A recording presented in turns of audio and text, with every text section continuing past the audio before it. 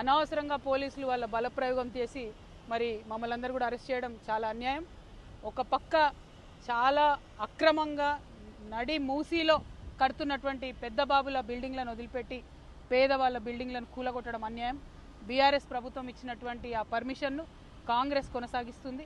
ఆనాడు జరిగిన అవినీతిని వీళ్ళు కూడా ఈనాడు కొనసాగించడం అల్టిమేట్గా పెద్దల పక్షాన ప్రభుత్వాలు ఉన్నాయని చెప్తున్నారు. ఇక్కడ నుండి కూడా మనకు కనిపిస్తుంది మూసి, అది లిటరలీ రివర్ బెడ్లో ఉన్నటువంటి బిల్డింగ్ ఏమో కంటిన్యూ అవుతుంది. పేద ప్రజల ఇల్లు మాత్రం కూలగొడుతున్నారు. వెలుగుమట్లలో ఇల్లు కూలిపోయినటువంటి అక్క చెల్లెలు అన్నదమ్ములు ధైర్యంగా ఉండాలి, మేమంతా మీ పక్షాన ఉంటాం. అదేవిధంగా కుత్బుల్లాపూర్లో మూసి పరివాహక ప్రాంతంలో చుట్టుపక్కల రకరకాల చోట్ల పేదవాళ్ళ ఇండ్లు కూల్చేశారు.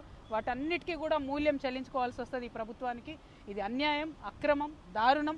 మేం మాత్రం వదిలిపెట్టేది లేదు. ఇది ఏంటో హైడ్రా రంగనాథ్ గారు చెప్పాలి. ఇవాళ కాకపోతే రేపన్నా బుల్డోజర్ తీసుకొని వారు అక్కడికి వెళ్తేనే ఈ ప్రభుత్వం ప్రజల పక్షాన పనిచేస్తుందని చెప్పి నమ్ముతాం. లేకపోతే అవసరమైతే లీగల్గా కూడా ఫైట్ చేస్తాం. వేరే వాళ్లకు 30 మీటర్స్ రూల్ ఉంటే ఈ ఒక్క 2-3 బిల్డింగ్లకు మాత్రం ప్రభుత్వ పెద్దల అండదండలతోని 9 మీటర్స్ 5 మీటర్స్లో ఉంటే కూడా ఎట్లా కడతారని చెప్పి లీగల్గా కూడా జాగృతి ఫైట్ చేస్తుందని నేను తెలియజేస్తున్నా. Thank you. జై తెలంగాణ, జై జాగృతి.